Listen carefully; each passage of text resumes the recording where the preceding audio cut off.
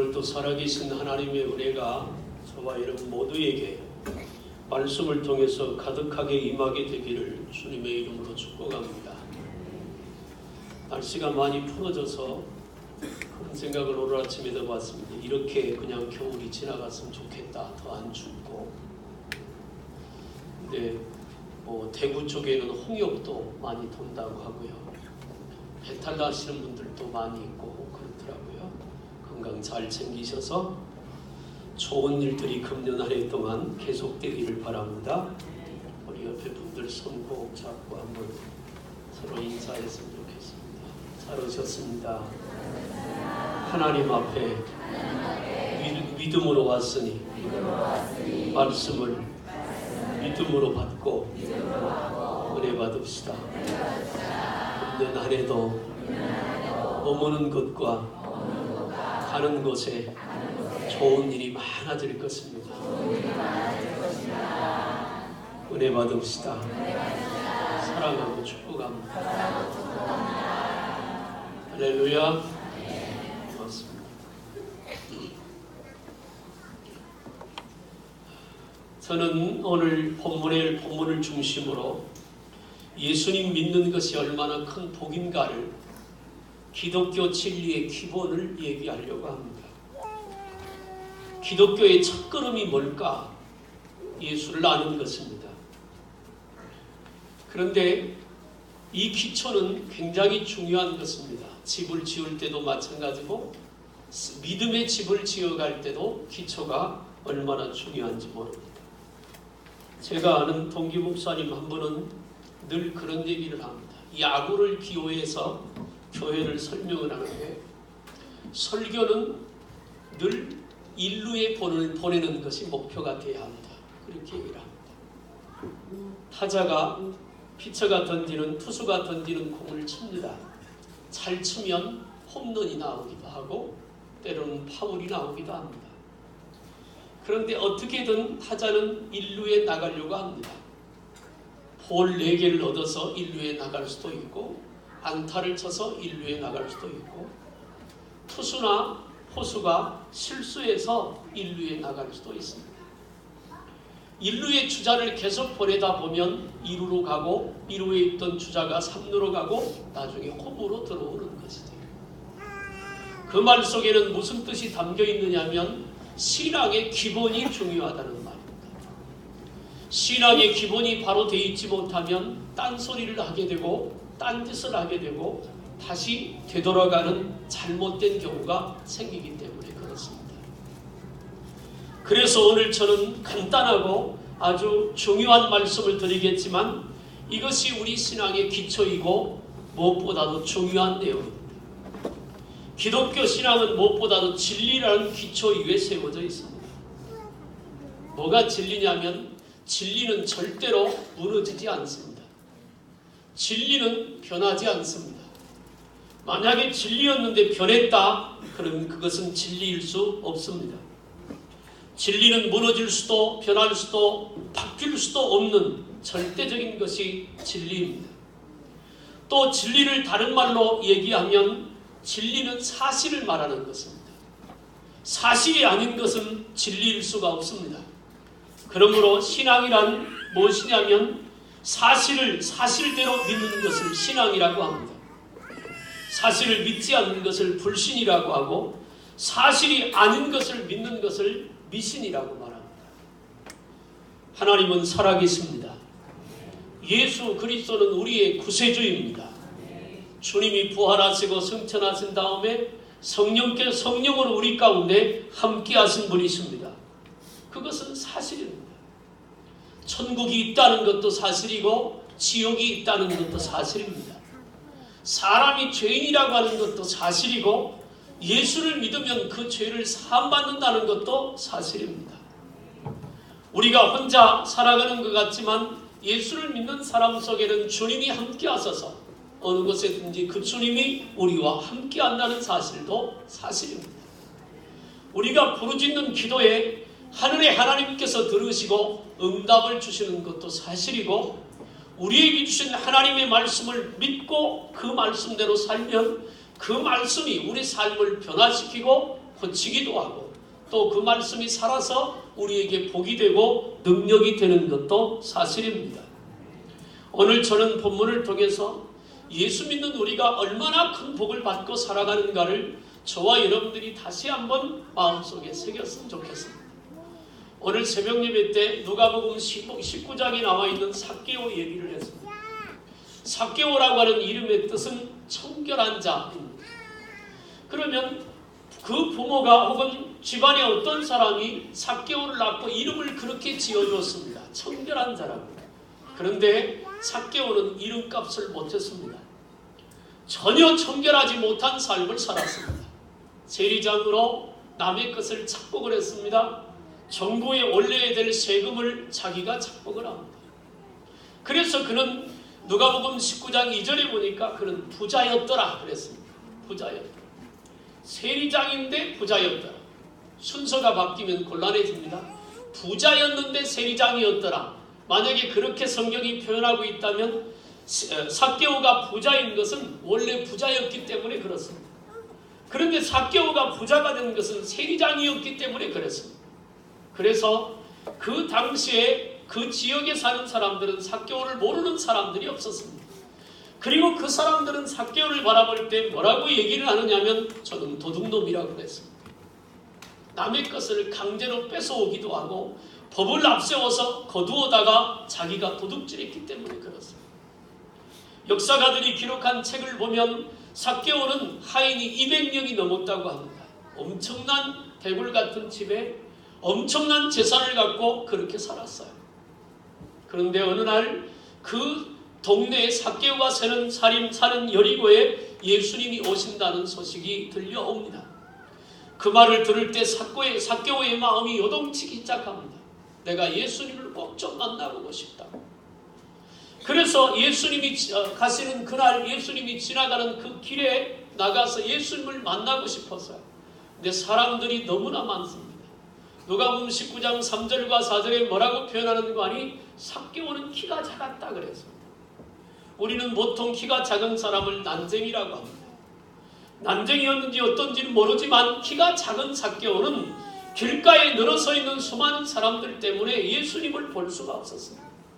그 정도 되면 사람들의 눈치가 따갑고 자기도 아니까 그냥 집으로 돌아갈 만도 한데 삭개오는 예수님을 만나는 것을 포기할 수가 없었어요. 그래서 나무 위에 올라갑니다. 예수님 오기를 기다리는데 저 멀찌감에서 예수님이 걸어오고 수많은 사람들이 예수님을 따라옵니다. 예수님이 가까울수록 삭개오의 마음은 두근거리기 시작했고 삭개오가 있는 나무 밑에 오신 예수님이 발걸음을 멈추더니 삭개오를 불러내립니다. 내려오라. 오늘 내가 내 집에 거하여야 돼. 삭개오는 기쁨으로 내려와 예수님을 영접했고 자기 집에 모셔 먹을 음식을 대접하고 발을 씻길 물을 제공합니다. 사람들은 삭개오 예수님을 비난합니다. 저 죄인의 집에 예수님이 들어간다고. 그런데 그렇게 예수님 만난 삭개오가 변화되었습니다. 예수님 앞에서 이렇게 말합니다. 내 소유의 절반을 팔아 가난한 자들을 돕겠으며 남의 것을 속여 뺏은 것이 있으면 4배나 갚겠나요? 앞에도 말했지만 본래 삭개오는 부자가 아니었습니다. 세리장으로 착복했기 때문에 부자가 됐어요. 자기 소유의 절반을 팔아 나눠주고 남의 것을 속여 뺏은 것이 있으면 4배나 갚으면 삭개오는 남는 게 없습니다. 그런데 역사가들이 기록한 그 기록을 보면 삭개오는 예수님께 약속한 그대로 했고 세리장 그만두고 예수님의 제자가 되었다고 말하고 있습니다. 본래 이름이 청결한 자였습니다. 뜻이. 그런데 그렇게 살지 못한 그가 예수님 만나서 구원받고 청결한 자가 되었습니다. 만약에 삭개오가 예수를 안 만났더라면 부자로는 살았을 겁니다. 권력을 누리며 살았을 겁니다. 그러나 그는 멸망받았을 것입니다. 우리 보통 복받았다 얘기하면 이렇게 얘기합니다. 어떤 사람이 어떤 일을 했더니 돈을 많이 벌었대. 그럼 부자라고 말합니다. 어떤 사람이 몸이 아팠는데 병이 나았대요. 그 사람 복받았는데. 우리 교회에도 이제 고3들이 대학 들어가는 친구들이 많이 있습니다. 좋은 대학에 갔대. 혹은 그 대학에 가서 공부 잘해가지고 장학금을 받았대, 졸업하고 좋은 직장에 취직했대. 그러면 대부분 말합니다. 복 많이 받았네. 그것도 복이지요. 그런데 정말 큰 복은 예수 그리스도신 줄로 믿습니다. 예수님 뺀 물질은 우리를 망하게 하고 예수를 떠난 건강은 우리를 타락하게 만듭니다. 예수가 없는 출세는 잘못하면 삭개와 같은 자리에 앉을 수도 있습니다. 오늘 저는 예수님이 우리에게 얼마나 큰 복인가를 말씀드리면서 우리가 이 엄청난 복을 받고 사는 사람으로서 더 큰 감사와 찬양과 기쁨이 있기를 주님의 이름으로 축복합니다. 예수님이 왜 가장 큰 복이냐? 먼저 얘기하고 싶은 것은 한번 따라합시다. 예수님은 모든 문제의 답이다. 가끔 수능을 치르고 나면 교육정책에서 그런 발표를 합니다. 이 문제는 답이 2개입니다. 그래서 대부분의 그 2개의 답을 합격 처리, 점수를 인정해 주는 경우가 가끔 있습니다. 세상에는 답이 다 있는 것처럼 보여도 사실은 정말 중요한 것은 답이 없습니다. 여러분, 감기가 걸리면 감기약 먹잖아요. 그게 감기를 치료하는 약일까요? 아니잖아요. 지구상에서 병에 걸려서 사람을 가장 많이 죽게 하는 병이 감기랍니다.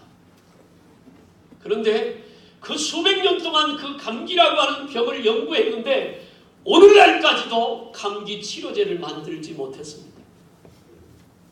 근데 우리는 감기약이라고 먹잖아요. 그것은 합병증을 예방하는 거예요. 제가 자주 다니는 병원의 의사는 늘 얘기를 합니다. 약 먹을 필요 없습니다. 2주간 동안만 견디면 나갑니다. 근데 그렇더라고요. 합병증이 안 생기면. 여러분, 세상에는 답이 없는 것들이 굉장히 많아요. 죽음에 대한 답이 없습니다. 사람은 죽음을 향해서 갑니다. 모두가 죄인이니까. 그런데 그 죽음의 문제를 해결할 방법은 없습니다. 뭐 그런 뉴스들이 간혹 1년에 한두 번 나옵니다. 어떤 사람이 막 숨이 끊어지기 전에, 죽기 직전에 그 사람을 냉동시켰다가 의학이 발달하면 수십 년 후에 그 사람을 다시 살려서 어떻게 해보겠다고. 글쎄 모르겠습니다. 될지. 사람이 갖고 있는 3가지의 문제가 있다고 합니다. 첫째가 죽음의 문제입니다. 2번째가 불안이라고 하는 것입니다. 도덕적인 불안. 3번째가 정신적인 불안이라고 해요. 이런 것들을 해결할 수 있는 길이 없는 거예요. 그런데 예수님이 그 답을 갖고 계십니다. 예수님은 인간 근본 문제의 해답이기 때문에 그분에게 나오면 죽음의 문제가 해결되잖아요. 죽음을 이기고 부활하셨습니다. 죽은 나사로를 향해서 예수님이 말씀합니다. 나사로야 나오너라. 수가성에 들어갔다가 젊은 과부의 아들이 죽어서 시체를 메고 나오는 일행과 예수님이 만나는 일행이 만나 나인성에 가서 그 입구에서 만나서 슬퍼하고 아들 하나 믿고 바라고 의지하며 살았던 그 엄마가 어느 날 갑자기 젊은 아들이 죽자 온 동네와 함께 슬퍼하고 이제 장례를 치르러 나가는 죽음의 행렬이 예수님이 그 동네를 들어가다가 만났습니다. 예수님께서 시체를 메고 가는 관에다 손을 대고 이렇게 말합니다. 청년아 일어나라. 죽어 무덤으로 가던 시체가 일어나서 어머니와 말을 하고 다시 살아나 삶을 시작하게 됩니다. 세상에 어디 가도 죽은 자를 살렸다는 말 없습니다. 불교에 가도 없습니다. 마호메트 교회, 이슬람 교회 가도 없습니다. 힌두 교회 가도 없습니다. 죽었다가 살아난 말은 없어요. 죽었다가 살아난 기록 오직 하나, 예수 그리스도밖에 없습니다. 죽음을 이기신 분이 예수님이십니다. 그래서 그 예수를 믿으면 죽음을 극복할 수 있습니다. 여러분, 예수 안에 있는 저와 여러분들은 죽지 않고 다시 살고 영원한 생명을 소유한 자들인 줄로 믿습니다. 어떤 사람들은 질병 때문에 고통을 당합니다. 물론 질병도 은혜일 수 있습니다. 사도 바울을 보니까 그래요. 건강한 것이 복인데 그렇다고 해서 그 건강을 가지고 죄를 짓고 건강을 가지고 타락의 길을 갈 바에는 차라리 아프고 하나님 앞에 서 있는 것이 은혜지. 그래서 바울은 나의 낮은 것은 하나님의 은혜라고 말씀하고 있는 것입니다. 사랑하는 여러분, 성경의 질고에 대해서는 뭐라고 말하느냐면 이사야 53장에 이렇게 말합니다. 그가 채찍에 맞음으로 우리가 나음을 입었도다. 예수님이 맞은 채찍 한 대 한 대 속에는 우리가 일생 동안 당하는 질병을 고치는 능력이 있습니다. 그래서 예수님 앞에 나온 그 죽을 병에 고통당하는 자들이 예수님 앞에 나올 때 주님이 꼭 물었습니다. 내가 이 일할 줄 믿느냐? 내 믿음대로 될지어다. 말라기 4장 1절에는 여호와를 경외하는 자에게는 의로운 해가 떠올라서 치료의 광선을 발하니 저가 외양간에서 나온 송아지같이 뛰리라. 병을 고칠 것을 예언하고 있습니다. 출애굽기 15장 26절 이하에서는 여호와는 치료의 하나님이라. 여호와 라파, 치료의 하나님이라고 말. 하나님은 치료하시는 분인 줄로 믿습니다. 마가복음 2장 1절 이하에는 예수님이 가는 곳마다 병든 자를 고치고 귀신을 쫓아내고 그리고 약한 자들을 살리고 고치는 일들에 대한 기록을 하고 있습니다. 예수님은 고치는 분이고 예수님은 살리는 분입니다. 예수님은 치료하는 분이십니다. 예수님 앞에 나오는 사람들마다 주님은 믿음으로 나오는 자들을 외면하지 않고 고쳐주신 줄로 믿습니다. 가나안 여인이 딸을 데리고 예수님에게 왔습니다. 그 딸이 귀신 들렸습니다. 미쳤어요. 가나안 여인이 예수님 붙들고 말합니다. 내 딸을 불쌍히 여겨주소서. 예수님이 딱 보이니까 유대인이 아니고 가나안 여인입니다. 하나님이 선택한 백성이 아니에요. 그걸 모르실 리가 없잖아요. 그 여인에 대해서 이렇게 말합니다. 자녀의 떡을 취하여 개에게 줌이 마땅치 않다. 그 말은 너는 개 같은 존재다. 그러니까 내가 너를 고칠 의무가 없다. 너무 사랑이 많으신 예수님으로서 할 수 없는 말씀을 하시는 거야. 근데 그건 의도를 갖고 하셨던 말씀. 그랬더니 그 여인이 그 예수님의 말을 덥석 받아서 뭐라고 하는 거야? 옳소이다. 나는 개 같은 존재가 맞아요. 그런데 개라도 주인의 상에서 떨어지는 부스러기는 먹고 살잖아요. 내 딸 좀 살려주세요. 예수님이 그 말을 듣고 감동을 받고 모여있던 제자들에게 말합니다. 이스라엘 사람들 중에 이만한 믿음을 내가 보지 못했구나. 그리고 그 딸에 대해서 이렇게 막 내 믿음대로 될지어다. 그 즉시 그 딸이 고침받은 줄로 믿습니다. 예수님 앞에 나오면 해결받지 못할 것이 없는 것이죠. 주님은 우리의 아픔을 아시고 우리의 고통도 아시고 우리의 문제도 형편도 아십니다. 우리가 마태복음 6장에서 기도를 공부할 때 주님이 그렇게 말했습니다. 아버지는 모든 것을 다 하시느니라. 아브라함을 찾아오신 하나님 말합니다. 나는 전능한 하나님이라. 하나님은 전능하신 분입니다. 그 하나님이 인간을 입고 오신 분이 예수 그리스도십니다. 예수님이 하나님이십니다. 그러니까 그분이 말씀하니까 죽은 나사로가 살아나고 죽은 나인성의 아들이 살아났습니다. 예수님이 하지 못하실 일이 뭐가 있어요? 십자가에서 마지막으로 돌아가실 때 하셨던 7 말씀 중에 마지막 말씀이 뭐예요? 다 이루었다. 예수님은 다 이루셨습니다. 우리의 아픔을 다 이루셨고 죽음을 이루셨고 죄를 다 해결하셨고 우리의 모든 문제를 다 해결하시고 이루신 분이 예수님이세요. 그래서 요한일서 5장 4절에 세상을 이기면 이것이니 너희의 믿음이니라. 여러분 예수를 믿는 믿음이 세상을 이기는 줄로 믿으시길 바랍니다. 예수님이 인생의 해답입니다. 사업이 안 될 때 해답도 예수님에게 있고 가족 간의 문제가 있을 때 해답도 예수님에게 있습니다. 어디서도 고침받을 수 없는 질병을 고칠 수 있는 답도 예수님에게 있어요. 공부를 잘하는 아들에게 출세가 보장되는 것이 아니라 공부도 해야 되지만 하나님이 붙잡아 주시는 그 자녀의 앞길에 하나님께서 복을 주실 줄로 믿습니다.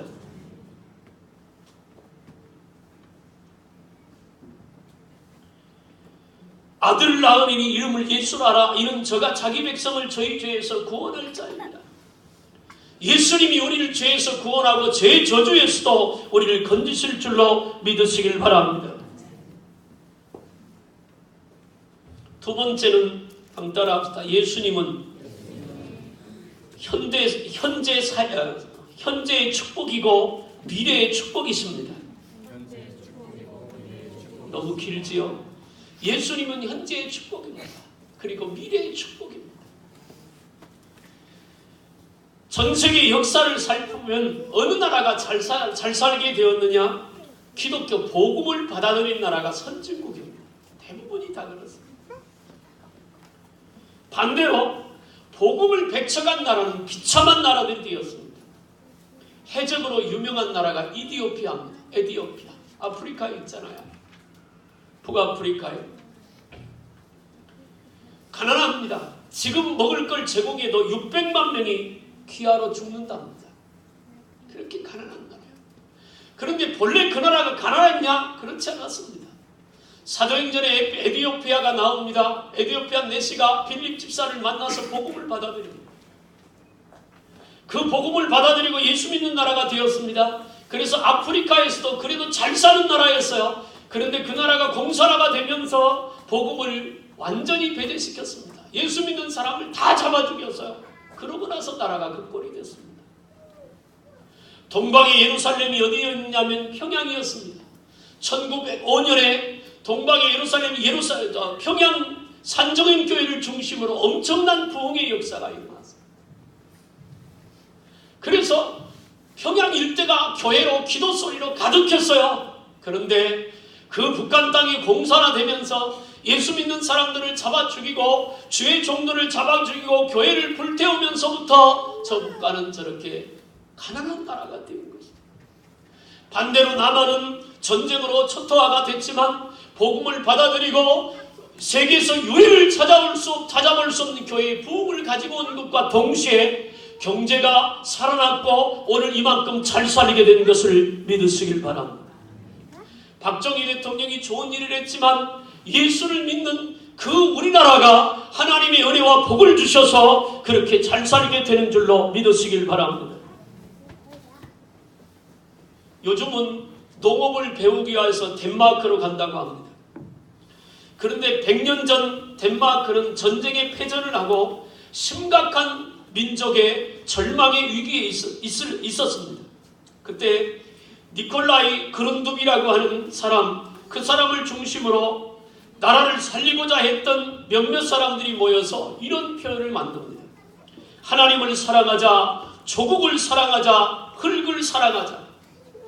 그 표현을 내걸고 기숙하는 국민고등학교를 도처에 세워서 오늘 덴마크에 기틀을 쌓았는데 그 국민고등학교에서 가르치는 60%가 성경이었다고 합니다. 하나님의 말씀을 가르치고 하나님의 말씀을 외치고 그리고 하나님을 사랑하자고 조국을 사랑하자고 외쳤던 그 운동이 오늘날 가장 선진국에 있는 덴마크를 만들었다고 하는 것입니다. 영국은 빅토리아 여왕이 60년간 탁월한 선정으로 인해 영국 국기가 해가 지지 않을 만큼 영광과 번영의 극에 달했을 때 어느 사람이 빅토리아 여왕을 찾아가서 물었습니다. 그 비결이 무엇입니까? 그는 이렇게 말했습니다. 그 비결은 성경에 있습니다. 하나님의 말씀입니다. 나는 우리 학생들과 청년들이 하나님의 말씀에 바로 서기를 주님의 이름으로 축복합니다. 신앙생활은 교회만 왔다 갔다 하는 게 신앙생활이 아닙니다. 그 속에 말씀이 있어야 합니다. 그 말씀이 살아있어야 합니다. 말씀이 예수 그리스도이기 때문에 그 말씀 따라가면 그 말씀을 하신 하나님이 책임져 주실 줄로 믿습니다. 우리는 요즘은 제가 뉴스를 잘 안 봅니다. 너무 보기 싫어서. 볼 것도 없고 들을 것도 없어요. 맨 정치판에 이상한 얘기, 이상한 말들이 너무 많기 때문에 그래요. 공부 많이 한 똑똑한 사람들 많습니다. 잘난 사람들 많습니다. 그럼 그런 인생들이 다 성공했냐? 글쎄요. 보는 관점에 따라 다르겠죠. 가진 것이 별로 없고 가난하지만 몸이 그렇게 건강하지 못하고 불편하지만 그 마음속에 기쁨이 있고 감사가 있고 평화가 있다면 오히려 그 사람이 성공한 사람일 겁니다. 그 기쁨과 평강과 그리고 안식은 예수 그리스도를 통해서 우리에게 주어지는 줄로 믿습니다. 예수님이 답이기 때문에 그래요. 부자로 사는데 예수님이 없으면 나쁜 짓을 맘 놓고 하겠지요.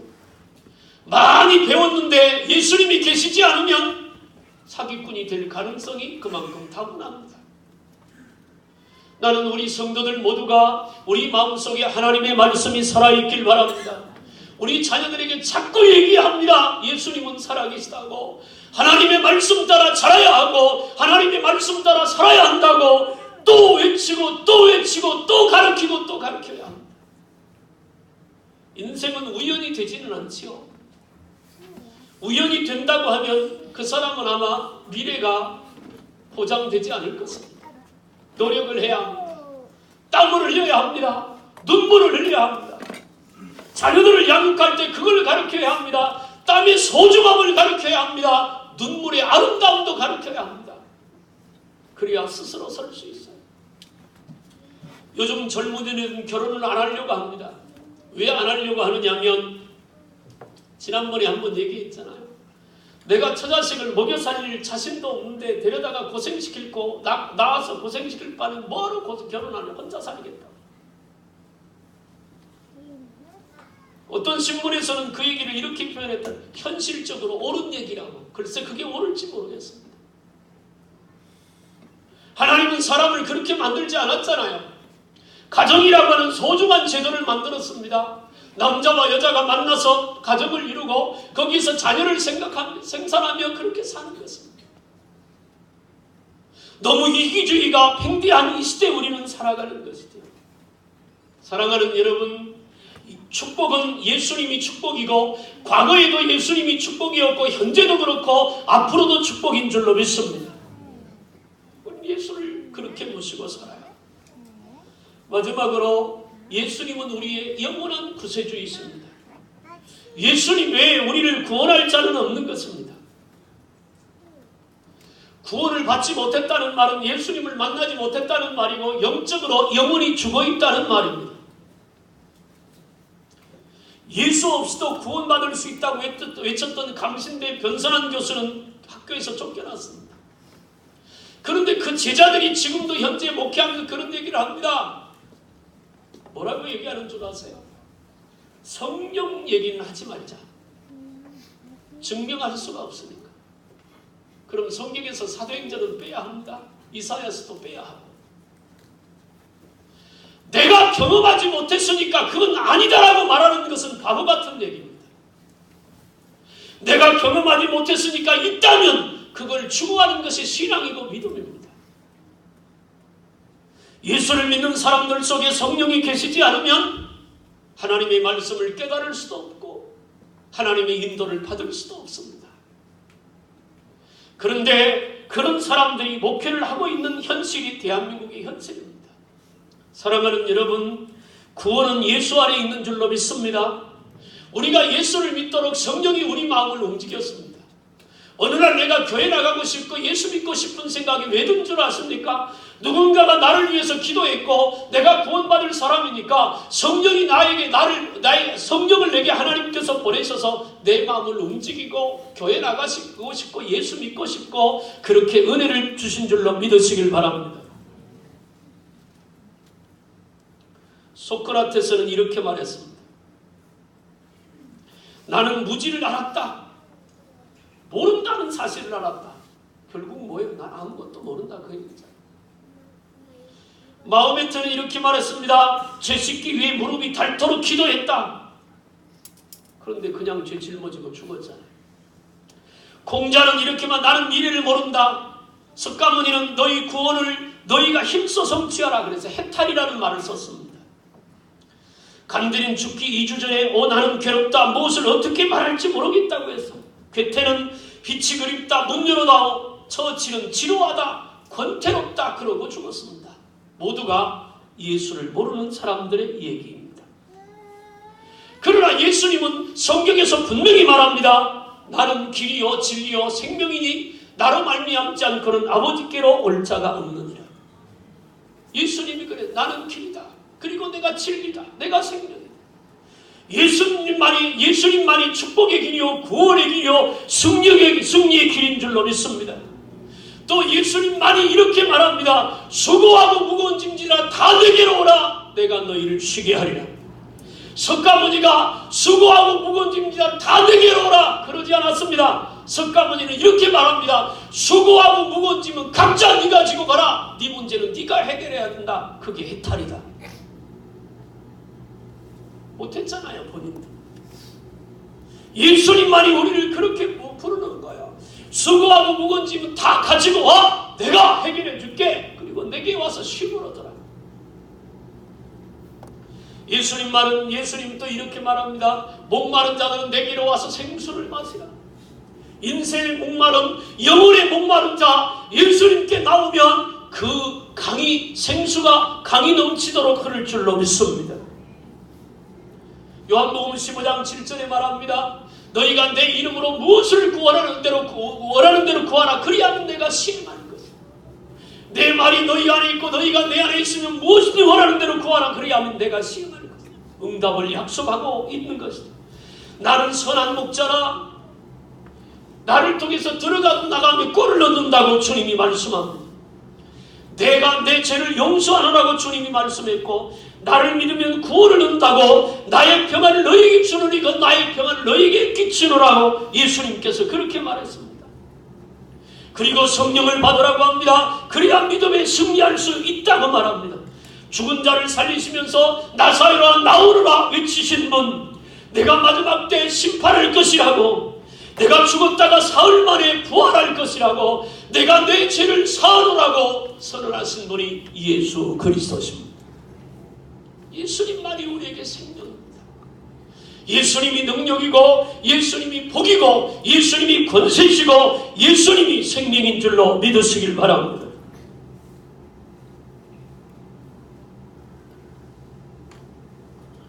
세상에 많은 사람들은 헛된 것을 진짜인 것처럼 붙들고 착각하며 삽니다. 다시 한번 얘기합니다. 사랑하는 여러분, 여러분과 여러분의 가족과 여러분의 자녀들이 예수 안에 있도록 말하고 훈련시키고 가르쳐야 합니다. 왜냐하면 예수님이 능력이기 때문에, 예수님이 복이기 때문에. 사람에게는 본질적으로 죄가 있습니다. 죄가 있는 곳에는 평강이 없습니다. 죄가 있으니까 실패합니다. 죄가 있으니까 아픈 인생을 살아갑니다. 죄 때문에 고통의 삶을 살아가요. 그게 창세기 3장입니다. 그런데 그 죄의 문제를 다 해결하실 수 있는 분은 오직 한 분, 예수 그리스도밖에 없는 줄로 믿습니다. 중세 가톨릭이 번창했을 때 가톨릭이 타락하고 핍박을 받자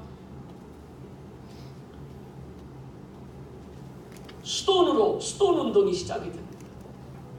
세속을 떠나는 거지. 세상에 살다 보니까 보고 듣고 살면서 죄를 지으니까 우리 죄 짓지 말고 깊은 산속에 가 살자. 그래서 높은 꼭대기나 집을 하나 지어놓고 거기서 수도 생활을 합니다. 그 사람들은 죄가 없어지잖아요. 그렇게 말한다면 요즘 TV에서 자주 나오는 자연인이 죄가 없겠네요. 그런 건 아니잖아요. 죄가 없어지는 방법은 딱 하나, 예수를 그리스도, 내 죄를 사하고 죽으신 십자가에 대속하신 예수님 구세주를 믿으면 우리 죄가 사해지는 줄로 믿습니다. 사랑하는 여러분, 인생의 답을 다른 데서 찾지 마세요. 돈 있으면 좋습니다. 그래서 돈들을 추구합니다. 건강 중요하지요. 나이가 들면서 생각해 보니까 먹어야 되겠더라고요. 살려면. 그렇죠? 또 봐야 되겠더라고요. 눈도 좋아야 되겠더라고요. 그런가 하면 누가 부를 때 대답할 수 있도록 들을 수 있어야 되잖아요.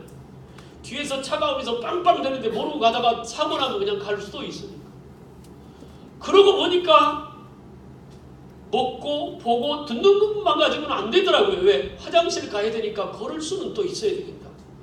네 가지 있으면 사는 거지 뭐 건강하게. 그렇잖아요. 이 사람의 욕심이라는 게 그런 것 같아요. 그것만 가지고도 감사하며 살 수 있다면 얼마나 좋겠어요. 그런데 그 삶에 예수님을 주인으로 모시면 보는 것도 말하는 것도 듣는 것도 먹는 것도 걷는 것도 우리 주님이 도와주실 줄로 믿습니다. 내가 너를 도와주리라. 참으로 너를 도와주리라. 나의 의로운 오른손으로 너를 붙들리라. 그것이 주님의 약속이잖아요. 내가 물 가운데로 지날 때 물이 너를 짓물지 못하게 할 것이고 불 가운데로 지날 때 불이 너를 사르지도 못하게 할 것이다. 홍해를 건널 때 물이 침몰하지 못하도록 하나님이 지키셨고 사드락과 메삭과 아벳노고가 불물 속에 들어갈 때 머리털 하나 그르지 않도록 지키신 하나님, 임마누엘 하나님이 우리와 함께 하시다. 그 하나님이 예수님으로 우리 안에 계시고 우리 가운데 도와주시고 있는 줄로 믿습니다. 계시록 3장 20절에 그래서 이렇게 말합니다. 볼지어다 내가 문 밖에 서서 두드리노니 그 소리를 듣고 문을 열면 내가 들어가 너로 더불어 먹고 너는 나로 더불어 먹으리라. 예수님이 복이고 예수님이 답입니다. 그 예수님 바라보고 예수님 잘 믿고 예수님의 말씀을 따라 믿음으로 달려가 하나님께는 영광이요 우리 삶에는 기쁨과 감사가 있는 복이 있는 삶이 되기를 주님의 이름으로 축원합니다. 기도하겠습니다. 살아계신 하나님 아버지, 이스라엘 백성 죄 때문에 하나님 앞에